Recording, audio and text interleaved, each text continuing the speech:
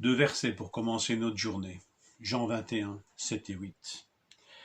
Alors le disciple que Jésus aimait dit à Pierre, c'est le Seigneur. Ce disciple se dévoile dans le verset 24, presque à la fin de l'évangile, comme étant celui qui a rendu témoignage. Et il ne faut pas être grand spécialiste pour se rendre compte que celui qui se cache sous cette identité de disciple que Jésus aimait, c'est Jean, l'apôtre Jean. Mais pour ne pas se nommer ainsi, Jean, l'apôtre, il préfère cette expression, le disciple que Jésus aimait. Devons-nous comprendre cette expression comme étant le disciple que Jésus préférait? Traduirions alors le disciple que Jésus aimait plus que les autres. J'ai des doutes sur cela, parce que cet amour de Christ n'était pas exclusivement réservé à Jean. Si vous lisez le chapitre 11, vous verrez que Jésus avait le même amour pour Lazare et pour ses sœurs, Marthe et Marie.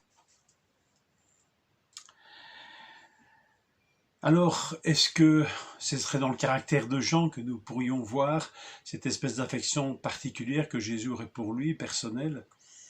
Nous savons que Jean, en son temps, fit montre de beaucoup de violence quand il voulait appeler le feu du ciel sur un village de Samaritains.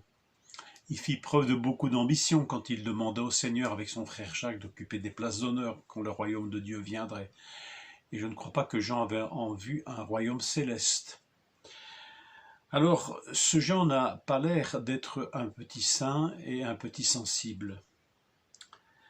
L'effacement de son identité, de son prénom, derrière cette expression plus anonyme, est manifestement une démarche d'humilité. Difficile alors d'y voir une marque d'amour singulier et personnel qui le met au-dessus des autres. Je suis le disciple que Jésus aimait plus que les autres. Démarche d'humilité. Mais une démarche d'humilité qui peut nous en dire beaucoup plus et qui nous interpelle. Jean est le disciple que Jésus aimait. Est-ce que cela ne nous autorise pas à nous aussi nous approprier cette vérité? Chaque disciple, chaque homme, chaque femme, disciple de Christ, est le disciple que Jésus aime. Dans sa personnalité, dans sa singularité.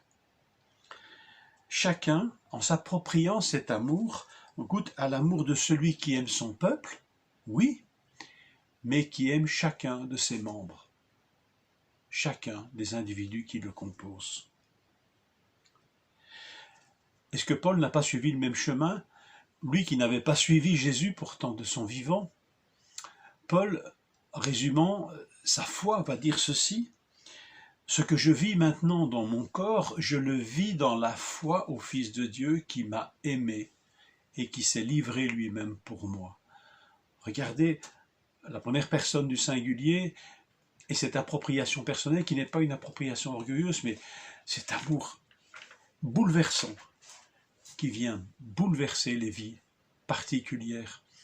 Le Fils de Dieu m'a aimé. Paul ne dit pas qu'il n'a pas aimé les autres, mais cet amour touche sa vie en particulier. Il m'a aimé. Est-ce que tous nous ne devrions pas faire devant le Seigneur avec humilité cette appropriation? Seigneur, je suis le disciple que tu aimes.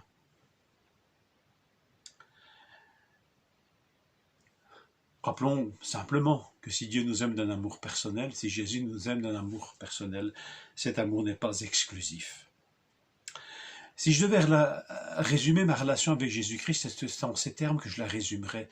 Je suis un disciple aimé de Jésus. Ou le résumerais-je par celui plus pompeux de celui qui a fait des convertis, celui qui a amené des gens au Seigneur, celui qui a servi le Seigneur toute sa vie? Est-ce que c'est ça que je désirais voir sur ma tombe si j'y ai un disciple aimé de Jésus-Christ? Une dernière chose, ce matin-là, c'est le disciple que Jésus aimait qui vit en premier, qui reconnut le Seigneur en premier. Apparemment, l'amour, ce savoir aimer de Christ, aiguise notre regard et nous permet de le reconnaître avant tout le monde, même avant ceux qui ne le reconnaissent pas encore. Cet amour qu'il a pour nous aide à le voir plus rapidement, plus vite, plus sûrement. Je me pose une question pour terminer. Lorsque Jésus dit à Pierre un jour, m'aimes-tu? Nous le verrons plus tard dans cet évangile, au chapitre 21 aussi.